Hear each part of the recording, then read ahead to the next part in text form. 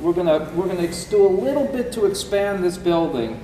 Cut down some of the high ceilings, put in some mezzanines, like this one over here, try to create a little bit more space.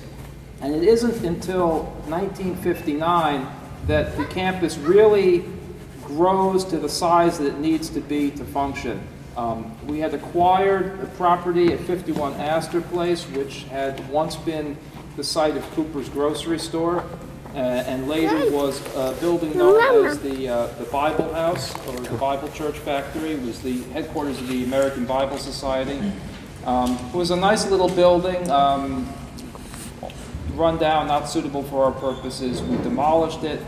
Construction began, and I believe it was in 1961, fall of 61, that we moved into the new engineering school. Again, delaying the start of the fall semester because the building wasn't quite ready.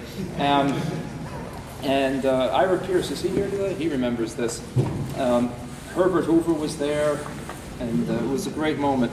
So we came out of this building, the whole engineering school goes into the new engineering building at 51 Astor Place, which is an expansion. And now this building is just sort of here. And gradually over the years, adaptive reuse takes place. I believe the Alumni Association was the first administrative office to come in here. And then after the foundation building renovation of the mid-70s, in which the entire foundation building was evacuated, major rehabilitation was done in that. And so places had to be found for all of those functions. Some places were rented, and a lot more offices came over to this site and never left.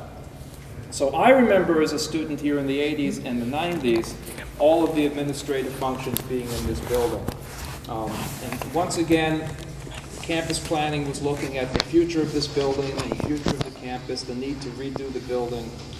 And we rented space at 30 Cooper Square for what we thought, what was stated was going to be a 3-year period, to move the administrators out of this building, rehabilitate this building by adding 1 or 2 lightweight construction stories for student life or whatever was going to be on the roof, and then move back. And that didn't happen.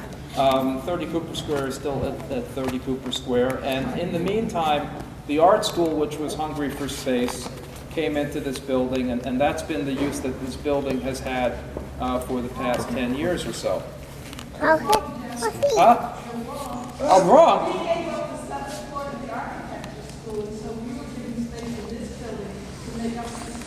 Well, that's right. You were pushed out of the foundation building because of the sprinkler work, and you weren't allowed to be in the lobby anymore. I remember that. I do remember that. Thank you, Day. So, George? In the late 60s, the shop was in this building, the art school shop was in this building on the 2nd floor. The dark rooms were downstairs. The art school had a substantial presence in this building through the 60s. Okay. In 1970, when John Hadig's office was working on the renovation of the foundation building, it also made the proposal for those 2 additional floors that you have described. But I don't think it ever flew. But it was a very interesting proposal that was made because it was a very modernist addition to a very older style building. Of the Sky Bridge across 3rd Avenue, huh?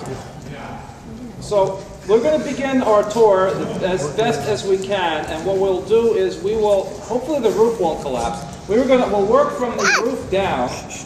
I'll show you some of the interesting spaces. I don't think we're going to go into the attic. Well, we'll finish up with the column on the way out.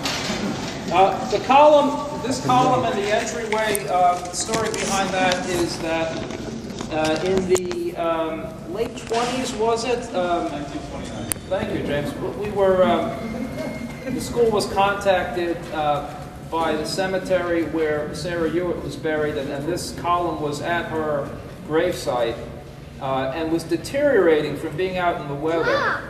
And so the school moved it here, I'm not sure how they got it in the door. That must have been an interesting project. 2 guys in the front, 2 guys in the back. All I can say is, we'll see an artifact in one of the upper places of this building that also raises the question of how did they lift that there? Who knows what I'm talking about? And the column has been here ever since. And I understand it is going back to the cemetery, Dr. Campbell? We don't know. Oh, we don't know now, okay. This summer, Greenwood Cemetery did find records.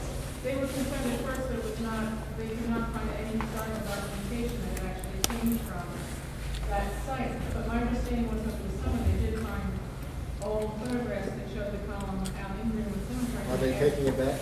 They had agreed to be installed. Okay. So we're gonna weatherproof it and bring it and take it back. I didn't know that was settled though. You can't wait? Very good. All right, it seems to me the most logical thing to do, since there is no elevator in this building, I'll show you the elevator shaft, but there is no elevator in this building, is to start from the highest level and work our way down. So everyone's going to get a lot of exercise. What do you think? Will this support the load on the roof? We'll find out, right?